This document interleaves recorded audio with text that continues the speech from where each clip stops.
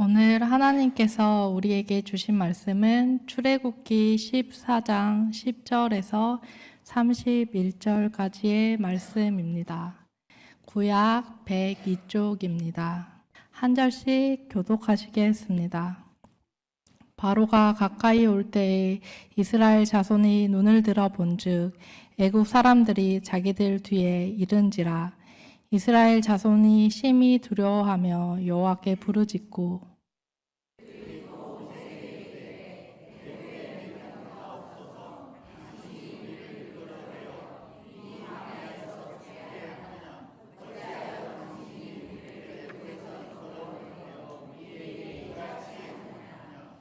우리가 애굽에서 당신에게 이른 말이 이것이 아니냐. 이르기를 우리를 내버려 두라. 우리가 애굽 사람을 섬길 것이라 하지 아니하더냐. 애굽 사람을 섬기는 것이 광야에서 죽는 것보다 낫겠노라.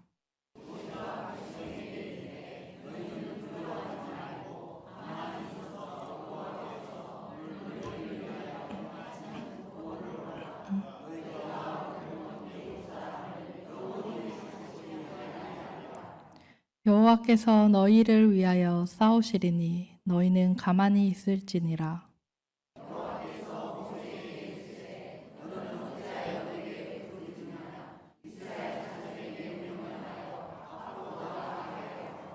지팡이를 들고 손을 바다 위로 내밀어 그것을 갈라지게 하라. 이스라엘 자손이 바다 가운데서 마른 땅으로 행하리라.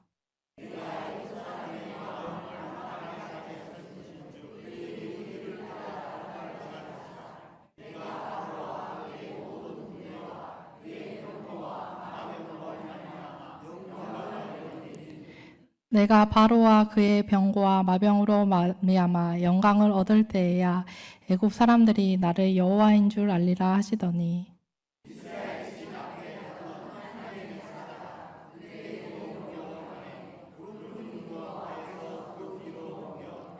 애굽 진과 이스라엘 진 사이에 이르러 서니 저쪽에는 구름과 흑암이 있고 이쪽에는 밤이 밝음으로 밤새도록 저쪽이 이쪽에 가까이 못하였더라.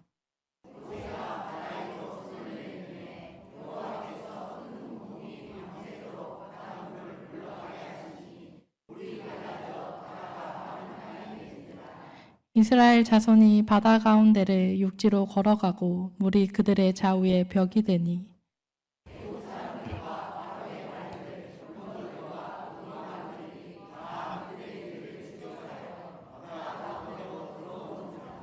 새벽에 여호와께서 불과 구름 가운데서 애국 군대를 보시고 애국 군대를 어지럽게 하시며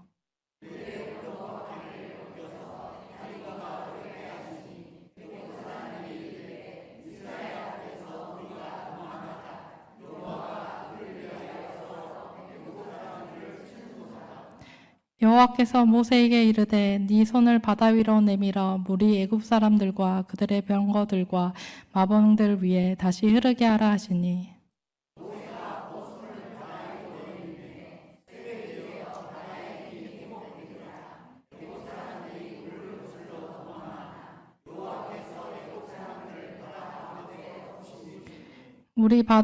물이 다시 흘러 병거들과 기병들을 덮되 그들의 뒤를 따라 바다에 들어간 바로의 군대를 다 덮으니 하나도 남지 아니하였더라.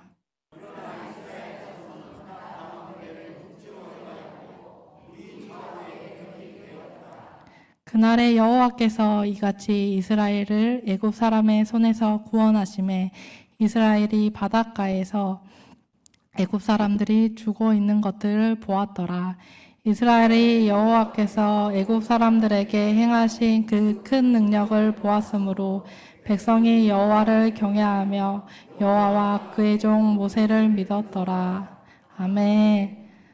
성도님들 혹시 그 CCM 중에 나는 아내라는 CCM을 혹시 아십니까? 그 구절은 이러합니다.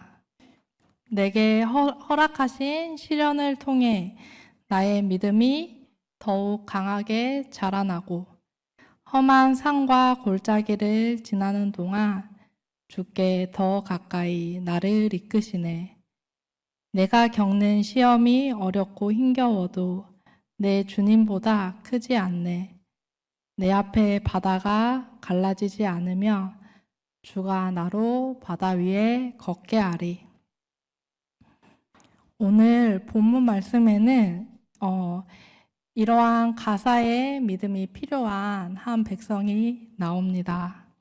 우리가 잘 알고 있는 홍해 앞에 이스라엘 백성이 그 주인공입니다.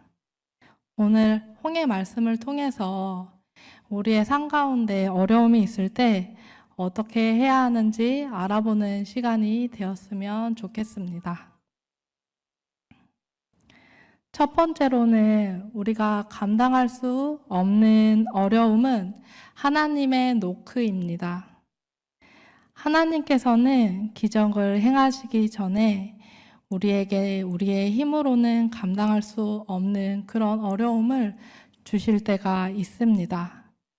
출애굽기 14장 4절 말씀 처음 부분에는 하나님께서 바로의 마음을 완악하게 하셨다고 이야기하고 있습니다. 즉 하나님께서 이 일들을 세팅해 놓으셨다는 것입니다. 그 전에 10가지 국가적인 재앙을 맞이하고도 이스라엘 백성을 쉽게 놓지 못하는 그러한 바로의 모습은 상식적으로도 이해가 되지 않습니다. 출애굽기 10장 7절을 보면 보다 못한 바로의 신하가 왕은 아직도 애굽이 망한 줄 알지 못하십니까? 라고 이야기를 합니다. 바로는 하나님께서 주권적으로 완악하게 함으로써 이스라엘 백성들을 놓아 보낸 것을 후회하고 있고 이스라엘 백성들을 지금 쫓아가고 있습니다. 이스라엘 백성들은 오늘 본문 10절을 보며 자기들의 뒤를 쫓고 있는 바로의 모습을 보고 심히 두려워하고 있습니다. 애굽은 병거만 600승에 이르는 거대한 규모를 가지고 있을 뿐만 아니라 전문적인 군사 훈련을 받고 많은 전쟁에 참여해 본 경험을 가진 막대한 애굽의 군대가 눈으로 확인이 될 만큼 가까운 거리에 있었기 때문에 이스라엘 백성들이 두려워하는 것은 당연했습니다. 여러분, 광야에 의지할 것이 무엇이 있겠습니까? 요즘같이 경찰에 신고할 수도 없고 앞에는 바다가 있습니다. 이스라엘 백성은 자기가 가지고 있는 지혜와 경험, 이성, 그 어떤 것도 쓸 수 없는 상황에 처해 있었습니다. 그들은 자신이 할 수 있는 일이 있었다면 무엇이든지 했을 것입니다. 옆에 노아의 방주처럼 배가 있었다면 그 배를 타고 도망갔을 것이고 또 무기가 있었다면 그들과 싸웠을 것입니다. 그러나 그들은 무력했습니다. 아무 무기도 가진 것이 없었습니다. 그러자 그들은 여호와께 부르짖기 시작합니다. 그들은 자신의 생존에 위협이 처하자 모세를 원망하기 시작합니다. 차라리 우리를 애굽에 그냥 두었으면 좋았을 것을 우리를 왜 이 광야에서 죽게 하십니까? 우리가 애굽 땅에 있었다면 우리가 그들을 섬기기는 했지만 광야에서 죽지는 않았을 것이에요. 큰 위기에 처하자 그들은 모세를 원망하기 시작합니다. 그러한데 그들에게 모세는 13절에 이릅니다. 너희는 두려워하지 말고 가만히 서서 여호와께서 오늘 너희를 위하여 행하시는 구원을 보라. 너희가 오늘 본 애굽 사람을 영원히 보지 못하리라. 이 사건을 통해서 하나님께서는 이스라엘 백성들이 배우기를 원하셨습니다. 너희들 이제 너희가 할 수 있는 거 없지. 좌절도 되고 원망도 되지. 그것은 바로 그 가운데 내가 이 일을 어떻게 하기 위함인지 보기 위함이란다 라고 말입니다. 우리의 삶 가운데서도 이러한 순간이 펼쳐질 때가 있습니다. 우리의 힘으로는 무엇인가를 할 수 있다면야 했겠지만 우리의 힘으로는 아무것도 할 수 없는 그럴 때 말입니다. 그럴 때는 바로 하나님을 찾아야 되는 순간이기도 합니다.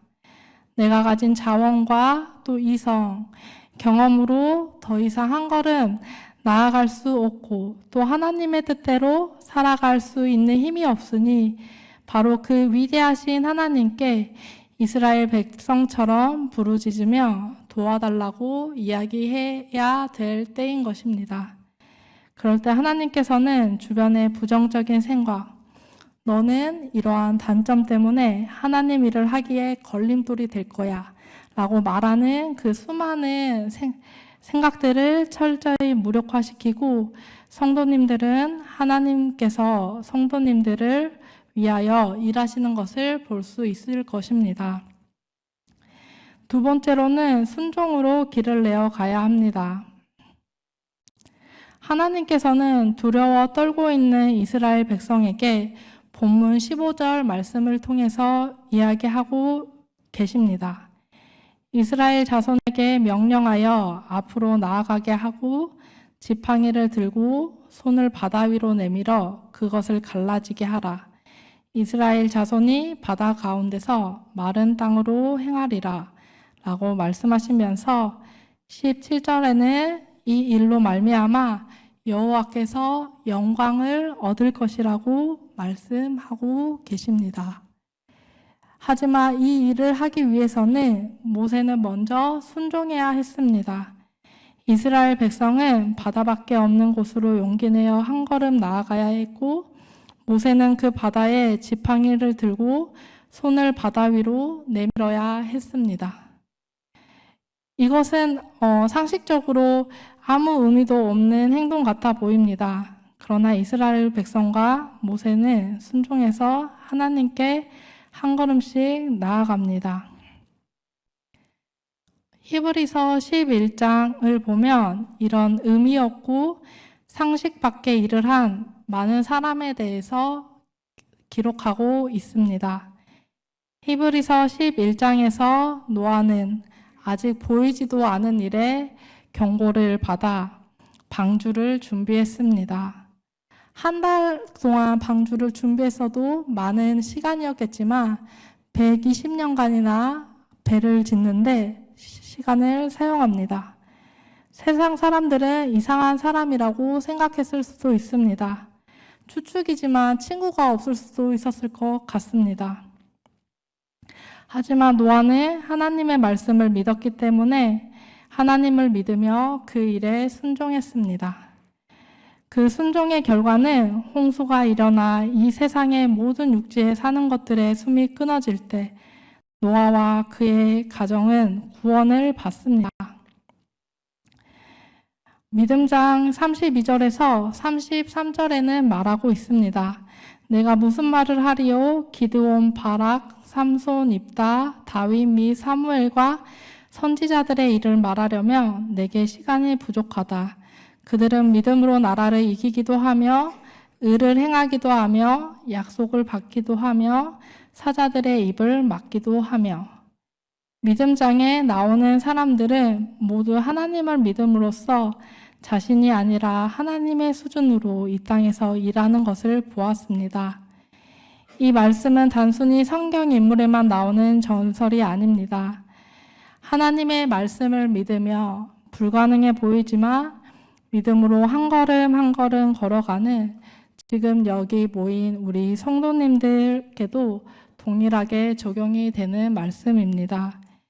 의미 없는 일처럼 보이지만 하나님께서 우리에게 맡겨진 일이라며 순종하십시오.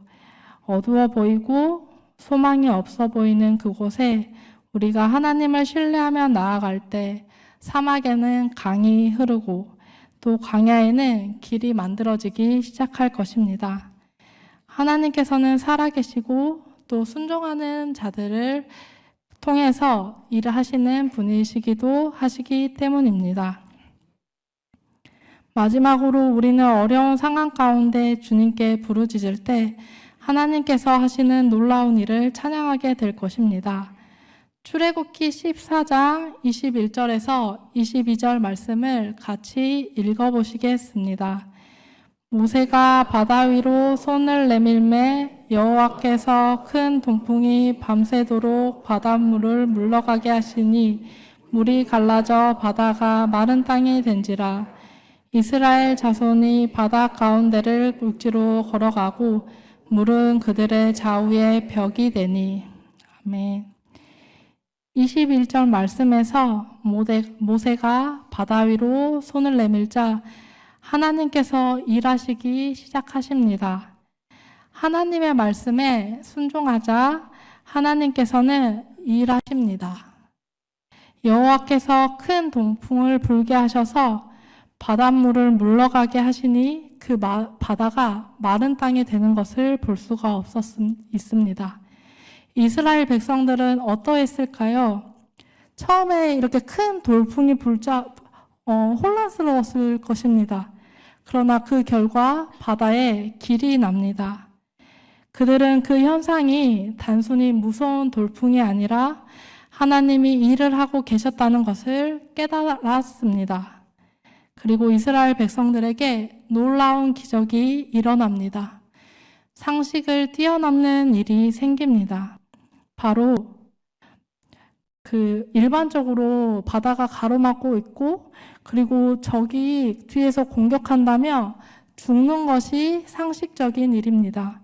그러나 22절을 보며 이스라엘 자손이 바다 가운데 육지로 걸어가고 물이 그들의 좌우에 벽이 되었다고 이야기하고 있습니다. 사람의 수준이 아닌 하나님의 수준으로 일하기 시작하십니다. 계속해서 출애굽기 14장 24절에서 27절을 함께 읽어보시겠습니다. 새벽에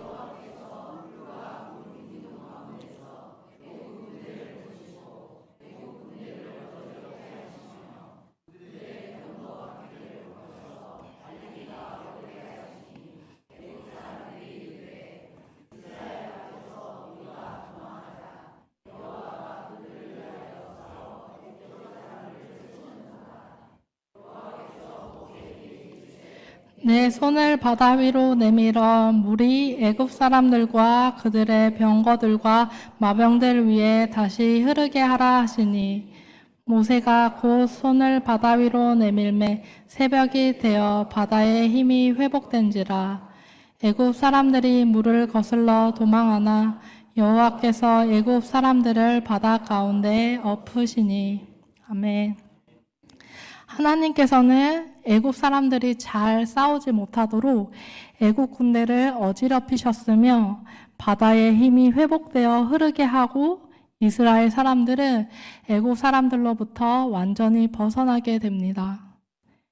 31절을 보며 이스라엘이 여호와께서 애굽 사람에게 행하신 그 큰 능력을 보았으므로 백성이 여호와를 경외하며 또 여호와와 그의 종을 믿었다고 나와 있습니다. 그 후에 이스라엘 백성들의 마음이 기뻤는지 그 다음 15장을 넘어가 보며 하나님을 찬양하는 내용이 나와 있습니다. 내가 여호와를 찬송하리니 그는 영화로우시며 말과 그 탄자를 바다에 던지심이로다. 여호와는 나의 힘이십니다. 여호와는 나의 용사이십니다. 하며 경이로움을 가지고 하나님을 찬양하는 그러한 내용이 나오고 있습니다. 이스라엘 사람들은 여호와께서 누구인지 그 조상들로부터 익히 들었을 것입니다. 하지만 머리로서의 알미였습니다.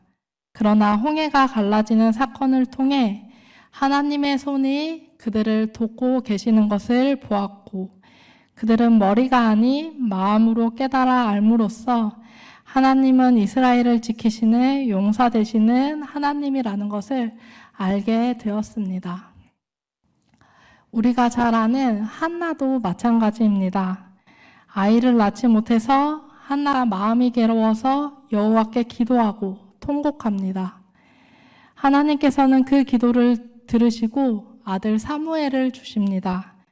그 결과 사무엘 2장에서 1절에서 2절을 보며 한나가 이렇게 고백하고 있습니다. 내 마음이 여호와로 말미암아 즐거워합니다. 내가 주의 구원으로 말미암아 기뻐합니다. 하나님은 나의 반석이십니다. 한나가 아이를 낳지 못하여 고통하며 신음하는 그 시간을 통과하였고 그 시간 가운데 여호와께서는 구원하시는 분이라는 것을 마음 깊은 곳까지 우러러 깨달았습니다. 저와 우리 성도님들 가운데 고통과 또 해결되지 않은 그런 아픔들, 또 재정적인 어려움 등 각자의 십자가가 모두 다르겠지만 하나님께서 허락하신 이유는 주께서 이렇게 우리가 하나님을 지식으로 알던 것을 진정한 알므로 깨닫기 원하셔서 그러한 시간들을 허락하셨을 수도 있습니다.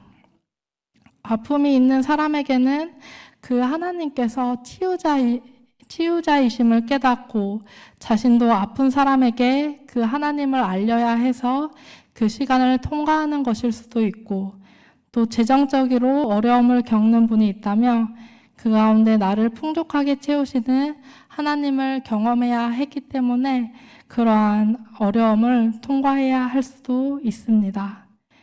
하나님은 이스라엘 백성들이 바로 가나안 땅에 고통 없이 들어가게 하실 수 있었지만 고난을 통해 하나님을 더 경험하게 한 뒤 그들을 약속의 땅으로 인도하여 주십니다. 애국 백성이 이스라엘 백성들을 쫓아올 때 하나님의 스케일로 홍해를 가르며 하나님이 하나님 되심을 드러내었고 그들의 용사이심을 드러내셨습니다. 그 이후 하나님은 이스라엘 백성들과 낮에는 너무 더워서 구름 기둥이 아니면 견딜 수 없고 밤에는 불 기둥이 아니면 너무 추워서 견딜 수 없는 곳에서 항상 함께 하시며 이스라엘 백성들을 지켜주셨습니다. 그 하나님은 여전히 살아계셔서 우리 성도님들 삶 가운데 항상 함께 하심을 믿습니다.